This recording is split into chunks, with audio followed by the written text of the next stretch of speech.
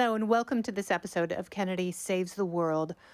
Oftentimes, we save our most intriguing sexual secrets for our diaries, but not this woman. She writes about sex for a living, and she is amazing at it. She is a hot pot of coffee and one of my colleagues at the Daily Mail, where she is the resident sex columnist. Please welcome to the podcast, Jana Hocking. Thank you so much for having me. I'm so excited to be on. I'm a long-term listener, long-term fan, first-time guest. So, Jana, I love your column so much because you are so honest about yourself and what you're looking for and where you've been. You are kind of like an Australian Samantha from Sex and the City, which is a compliment because the Sex and the City reboot without Samantha has been horrible. Is that accurate? Is it an insult? No, How do you take that? it's so spot on. I wrote about it for Daily Mail UK, of all places. But Samantha, she is the smartest cookie on the shelf. She got it. I don't want to hear about your ghost sperm or your bad hips or your lost libido. I want the old school Sex in the City when they were having sex with firefighters and hanging off trucks and the big debate. I want proper raw sex talk. They just didn't bring it with these seasons, and I'm sad about it. But you are providing that for Daily Mail, which I absolutely love, because people would be lying if they said they didn't click on your columns, because I click on every single one. Yes, I write for Daily Mail, but I'm also a subscriber to Daily Mail Plus. And when the last time I saw you was at the Correspondents' Dinner in April, and you made me laugh all night long. I absolutely loved it. And I think we shocked one of our colleagues who was sitting to my right because I was like, oh, my friends went to a sex club in Berlin. Yes. But you have to tell me about Orgasm Camp Oh because my gosh. It was wild in, I think, the best way. I'm still wrapping my head around it. But it was in Joshua Tree, out in the middle of the Californian desert. And I had got word that there was this place, it's called a temple, which gave a few red flags, that was offering women lessons on how to get their orgasm back for $15,000. it's a lot of money. How long does that take you through? Is that a week? Yeah, so the $15,000 one is 7 days of intense study. And by study, I mean like study, all the study. So is it like a bunch of naked women standing around like slapping the clam? Pretty much, pretty much. It was actually incredible, and I did get a lot out of it. But I thought I would be going into the middle of the desert where we would be bowing to the moon and doing yoni rituals, and it'd be full of extroverts. But when I got there, I was so surprised because it was women in their 40s, early 50s who had got a divorce, realized they'd been having bad sex for a long, long time and didn't want to make that mistake any longer. They wanted to figure out how to have a good orgasm, how to enjoy sex. There are a few women there who had experienced sexual trauma, which was heartbreaking. But I loved they went there because they said to themselves, no, we want to learn how to enjoy sex again. Sex is a really important part of life. We're not going to let them take that from us. We're going to go to this really safe women's retreat and learn how to get it back. And they did. And there were a lot of So what was something you took away from Orgasm Camp that surprised you? The biggest thing I learned was women are so performative. We're too in our heads. Men are purely in their bodies when they're having sex. They're like, oh my God, this is amazing. This feels so good. I'm having sex. Whereas women are too worried about how are my boobs sitting? Can he see my cellulite? Is he having a good time? We're so worried about whether the man is going to get off. We're in our heads, not our bodies. And we need to kind of change that. We need to start thinking, am I enjoying it? Am I having a good time? I also realized that we're making all these sounds and faking, Meg Ryan orgasms when we're not having a good time. So we can't even blame the men for being, as we Aussies say, dud roots, because we're making them think they're gods. They're doing the jackhammer And we're going, oh my God, that's amazing. Oh, I'm Yay, so this close. is the I'm so best. close. And we're not. So we need to stop pretending that we are, because they're so confused, when they're getting divorced, going, but I've rocked your world. And it's because we made them think that they were. So it's more, So was the point that you have to tell your partner what you want? yeah. Like, do And it this way, but how do you do that without killing the mood? I'm so glad you asked. So I did watch a live demonstration of a woman being brought to orgasm, and we all had our pens and paper and notepads, and this poor guy. Was it by a stranger or was it by someone she knew? No, it was Pamela, and it was with the male sexologist Court, who is Oh. incredible. I've also Are they like linked up or was it clinical? bit of both, bit of both. She's married, but But she not to him? not to him. This, Wow. yeah, So maybe that's why she started it, so other men can get her off. And she'd be like, honey, I hate this. It's for science.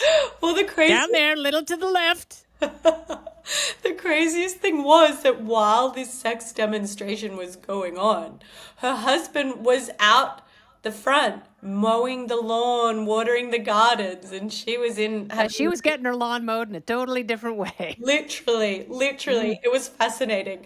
But yeah, I've already forgotten what the question was because I was Are we supposed to Oh, how we tell them. Yes. So the yes, way you do it, orchestrate?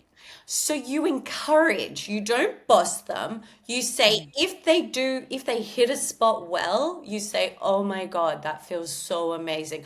Oh, I love it when you do that. Or post coital, you say to them, oh my God, that thing you did when I was bent over doing this felt so good. And their little brains store it and remember it for the next time. And we need to stop faking orgasms from the jackhammer. We need to, sure, we want to wind it up sometimes, but we can't go, oh my God, yes, that was amazing, I came, if we didn't, because then they keep doing that one move because they think it's amazing. So yeah, I learned a lot of interesting stuff. She did this. Jackhammering feels good for the jackhammer, not necessarily for the concrete. Exactly. Men, take note. It's not going to rock our world. But she did do this one demonstration straight up. I didn't think the sex lessons were going to come so quickly. So when we got there, they had this amazing cheese plate set out and it had dried fruit. And I can never say the word charcuterie board. Whatever. Charcuterie. Charcuterie, thank you. It's like shark Shark. and then ootery. Ootery. Charcuterie. Not coot. Charcuterie. Charcuterie. Okay, thank you, Kennedy. Yes. Well, they had that laid out. And so we're all eating, and I had just driven from LA. I was famished, so I hoed right into it. And then Pamela came, the leader, came swanning out in her amazing gowns, and she said to us, stop eating. She goes, how did you eat your cheese? Did you dive right in and get what you wanted, or did you stand back and let the other women choose what they wanted first? And I was like, oh God, I ducked right into it. I was ruthless. That's my girl. Thank you. And so I was like, I've already done something wrong. What have I done wrong? And she said, no, Jana, you did the right thing. You dove in and got in, you dived right in and got what you wanted. She said, we need to treat sex like that. Women need to dive in and say what they want and what they expect from the experience and take whatever they want. We're built to stand back and wait for the man to get what he wants and make sure he gets his jollies. So that was the first lesson within 5 minutes. No, but that's great because people are conditioned to be like, oh, I'll just wait for everybody else and get the scraps. I don't deserve much. But it's like, yeah, you do. You deserve a plate of meat. Yes. And stop finishing yourself off after he's gone to sleep. Make that man finish you off. So, yeah, it was fascinating. And then they had this urologist there who was incredible. And they did a live demonstration using Pamela's bits and pieces to explain. We saw a lot of Pamela this week, didn't we? We saw all of Pamela. Mm-hmm. But she explained where the clit is, where she opened her vagina to the world, and I had the best sex lesson of my life. So yeah, Okay. I took a lot away from it. I thought it was all crazy, but then when I drove away and it really stayed with me, I realized it was actually pretty magical. So yeah. Don't go anywhere. More Kennedy Saves the World right after this. Well, I also like that you employ your friends and readers and ask them for advice. So you have this great column, and we all know about the Marry Me chicken recipe. And they say, if you make this dish for a man after one bite, he'll get on his knee and propose marriage.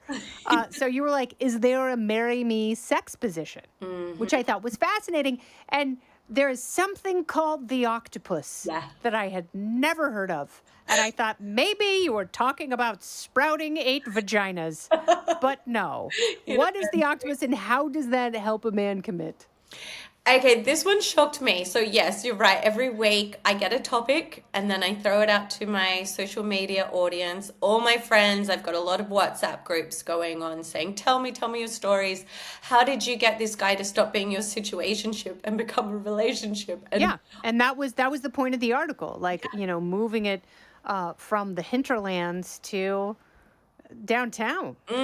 which is the biggest struggle for women at the moment. We've all got really comfortable in these situationships, but are they really nourishing us? I don't think so. Anyway, so I put it out there and I got so many crazy, fascinating responses. But this one woman said she did the octopus where in the middle of sex, she mounted him and then wrapped her legs and arms around him and just cinched really tight and then looked him in the eye. And it did something to him orgasmically. Like he was just shocked by it in the best way. And then he was inviting her out to meet his friends, sending her messages going, that was the best night of my life. So there's all these tiny things that just keep men thinking about it long after. I mean, this is a public service announcement. This is the kind of stuff that the people actually need to employ in their lives because they're looking for long-term, meaningful relationships without compromise, but with unconditional love.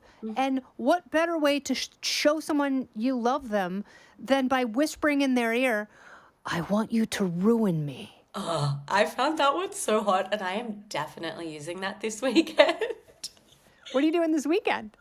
Well, actually, tomorrow night, it's my birthday tomorrow, and I have a Happy birthday, Jana. Thanks, Scar. I'm going out with a very hot Frenchman. Actually, this is quite naughty. So here in France, I'm here for the summer. She's summering in France, party people. That's how you do it. A sex columnist summering in France. That is the ideal. As you were, madam. Thank you. Well, I'm actually going to this. So the French, I've learned, are very open with sex. No, you can go to a dinner party and talk about blowjobs and no one blinks. They're my dream people, I'm quickly discovering. So for my birthday, this hot Frenchman said, well, why don't I take you to this really fancy restaurant where they have private booths. It's like a sexy Soho house. But in the booths, you order French champagne, you order beautiful food, but they close the booths and the waiters have to knock on the door because you're encouraged to have sex in these No booths. way. Yes, and that's what I'm doing for my birthday. So are you going to do the octopus, the I want you to ruin me, and Eye contact. I don't think we can explicitly say what rimming is, but will you do those 3 things to complete the birthday trifecta? I don't know where I'm at rimming because it is my birthday. So I want. Good point. If Good point. anyone's rimming, he can rim me. I'm not giving him any rimming for my birthday. But yes, that one shocked me the most. I had a whole heap of men write in and they said when a girl rims, it rocks their world and they look at them differently. One guy actually said he proposed after his girlfriend, who he thought was this beautiful, innocent, sweet girl next door. And then she rimmed him and he proposed. So That was it. That's from one ring to another. that poor waiter tomorrow, he's really going to have to knock on that door. Yeah, and get a mop. So, Jana, if it is successful, if you do employ all of the arrows in your quiver, and this naughty Frenchman proposes to you, will you accept his proposal tomorrow? Like probably in the moment, but forever, maybe. I've apparently when you're lying, your voice goes up. And I just detected my own lie. Really? Well, I love that you are both an adventurer and a romantic at heart. I am. I was saying this to a friend the other day. I said the problem with Frenchmen is you don't know if they're love bombing or if they're just French. But I'm at that stage in my dating life now. I don't care if you're love bombing. Love bomb. Because I'm so used to the other guys who's just send a you up text or what Yeah. doing. They don't put in any effort anymore. So if a French man wants to love bomb me, I'm encouraging it. I'm happy to fly back to New York or fly back to Sydney next month. A little bit heartbroken, but sufficiently love bombed. Well, I think that is a phenomenal outlook, and I want you to leave everyone with one last piece of advice. It could be emotional advice, it could be positional, whatever you want. Just something for everyone to take away. Okay, this is going to sound naff, but it is the one pattern to every topic or every dilemma I ever have to try and solve for a reader. Whether it's when having bad sex, we've lost the spark in our marriage, we're not like we used to be, we're thinking of divorce. It's the hardest thing to do, but it will save your sex life, your love life, your dating life, everything, is communication. We're all too scared to talk to each other, but if we all ripped off the Band-Aid and had one awkward chat, it would save months of anguish. So I would say get comfortable in the awkward conversations, and the more you do, the less you'll have to have them. Communicate with each other. We all try and read each other's minds or get angry because our partner or our love interest can't read our minds. Chat to each other. I know that's Absolutely boring. right. And maybe you could also find Jana Hocking on social media and chat with her, because you are friendly and open and wonderful and smart, and I love the way that you see the world, and I can't wait to see you in person when you're back in New York, because I will have you here for happy hour, and I will make you either a filthy martini or a naughty drink of your choosing. please, dirty gin martini with 3 olives. I'm already there. Consider it done. Jana Hocking, read every word of hers on the Daily Mail. Thank you, my dear. I adore you. Thank you so much, Kennedy. I've loved every minute. I can't wait to see you again. This has been Kennedy Saves the World, along with Jana Hocking. I'm Kennedy. Listen ad-free with a Fox News Podcast Plus subscription on Apple Podcasts, and Amazon Prime members can listen to this show ad-free on the Amazon Music app. Oh, go ahead and leave me a review while you're there. I'd love to hear what you have to say. You've been listening to Kennedy Saves the World on the Fox News Podcast Network.